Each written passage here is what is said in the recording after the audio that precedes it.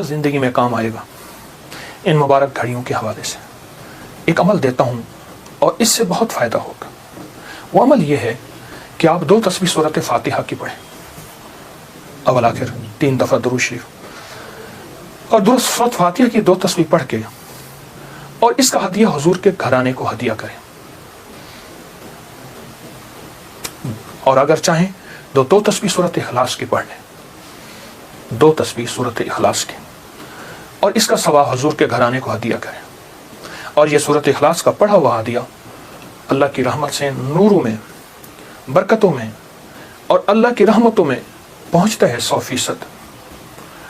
اور حضور کے گھرانے کو ہدیہ کریں. اور حضور کے گھرانے میں حضور کی بیویاں, بیٹیاں, داماد, نواسے, نواسیاں, یہ حضور کا گھرانہ ہے.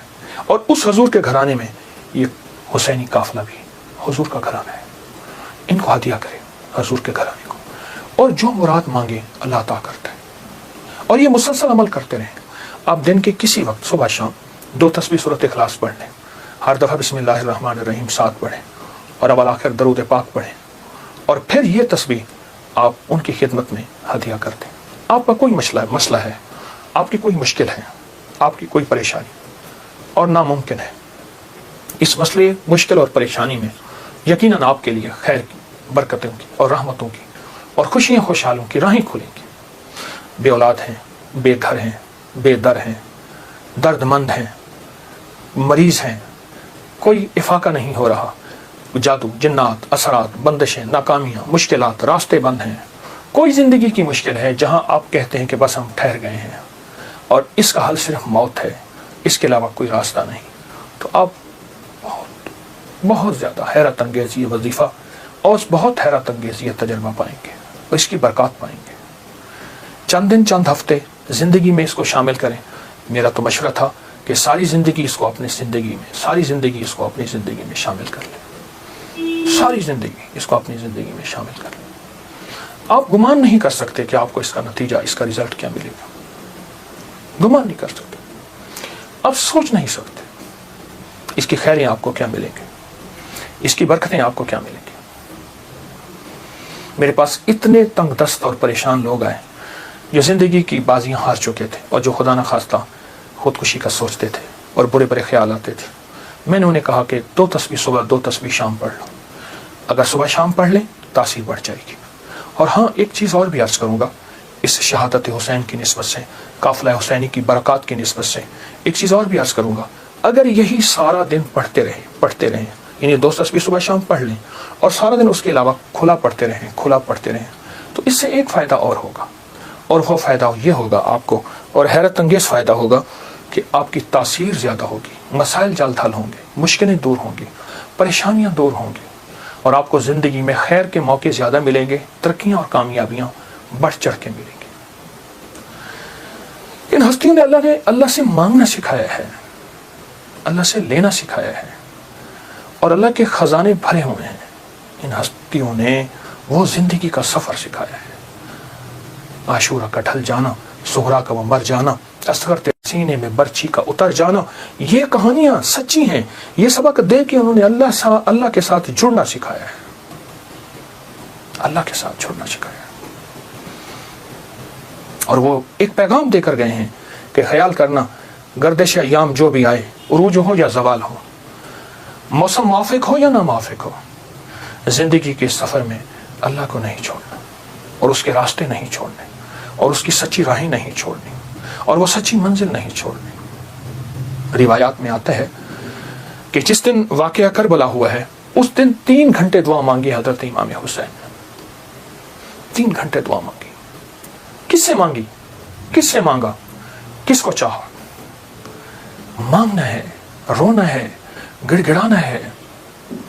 ایک نفل بتاتا ہوں, وہ بہت کمال نفل ہیں. یہ نفل پڑھنے ہیں 9 محرم کی شام کو, اور پھر پڑھنے ہیں 10 محرم کی شام کو. 9 محرم کی شام کو مغرب کے بعد رات تک جب آپ کو سہولت ہو, اور 10 محرم کی شام کو مغرب کے بعد رات تک جب آپ کو سہولت ہو. 2 رکعت نماز نفل, جس کی پہلی رکعت میں سورۃ الکافرون 11 دفعہ اور دوسری رکعت میں سورۃ اخلاص 11 بار, یہ آپ نے پڑھنا ہے. اور پھر اس کے بعد ایک لفظ پڑھنا ہے، یا شہید ہو، یا شہید ہو، یہ 313 بار پڑھنا ہے اور گڑ گڑا کے پڑھنا ہے۔ اور اب تک جتنے بھی شہید ہوئے اللہ کی محبت میں، انبیاء جتنے بھی شہید ہوئے، انبیاء شہید ہوئے، اور اہل البیت، اصحاب رسول، اور خاص طور پہ قافلہ حسین، ان کی شہادتوں اور اللہ کے ہاں ان کی مقبولیت، محبوبیت اور اللہ کے ہاں ان کی مقبولیت کو سامنے رکھ کے اور اپنے مسائل کا تصور کرنا ہے۔ یہ نفل ان لوگوں کے لیے ہیں، یہ نفل ان لوگوں کے لیے ہیں جو کسی ایسی بیماری میں مبتلا ہیں جس کا تعلق خون سے ہے، دل سے ہے، جگر سے ہے، ان 3 چیزوں سے ہے۔ جگر کی بیماریوں میں سارا ہیپیٹائٹس آ جاتا ہے، سارا یرکان آ جاتا ہے، سارا خون کی کمی، خون کا بننا آ جاتا ہے، اور دل کی بیماریوں میں سارے وساوس، ساری ٹینشن، ساری انزائٹی، سارا اسٹریس، سارا ذہنی کھچاؤ، تناؤ، دباؤ، اور ساری نیند کی کمی، اور دل گھٹا رہنا، ہر وقت پریشان رہنا، یا پھر دل کی بیماریوں میں ہائی بلڈ پریشر ہے، اور پھر اس کے علاوہ دل کی اور بیماری ہیں کہ اسٹینٹ ڈلنے کی ضرورت ہے، بائی پاس کی ضرورت ہے، فلاں فلاں، یہ ساری دل کی بیماریاں۔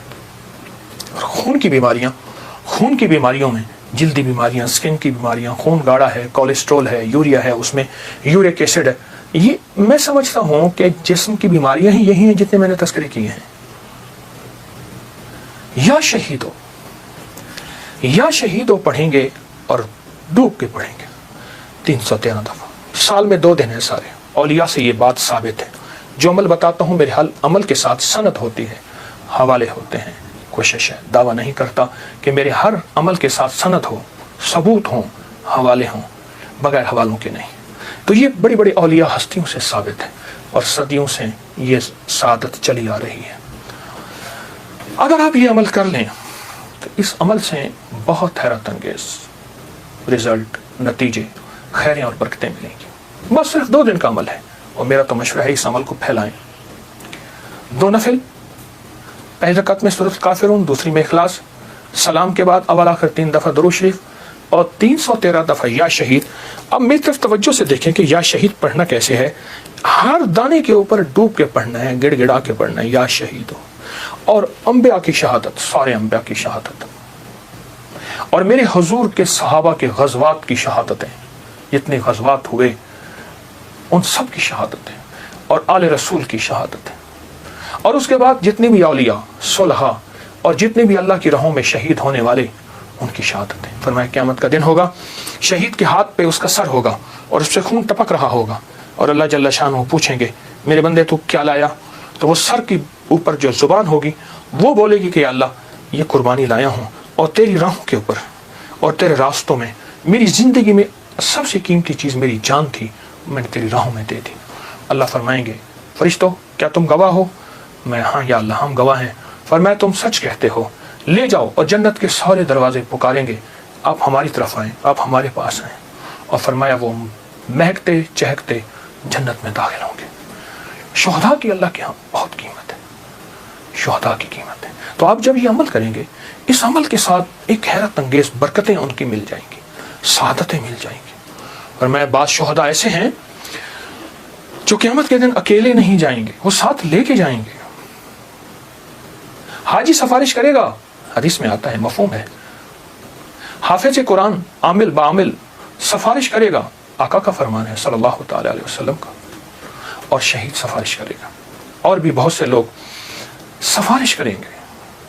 تو اس عمل کے کرنے والا شہداء کے ساتھ نسبتیں پاتا ہے، اور اس عمل کے کرنے والے کے تعلق شہداء کے ساتھ ہے۔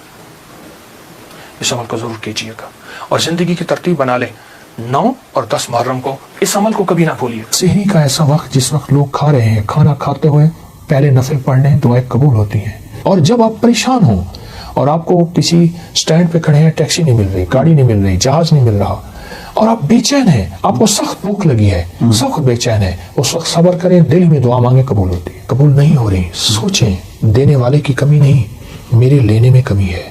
بار یہ دعا پڑھتا ہے جو ابھی میں بتا رہا ہوں، جو مانگتا ہے قبول ہوتی ہے۔ صدیوں سے 14 صدیوں سے زیادہ تجربات کتابوں میں لکھے ہیں۔ اگر یہی دعا اسی رات میں 27 بار پڑھی جائے، 20 منٹ گھنٹہ اگر اس دعا کی اس کیفیت میں لگا دے، بہت قبولیت ہے، بہت قبولیت ہے۔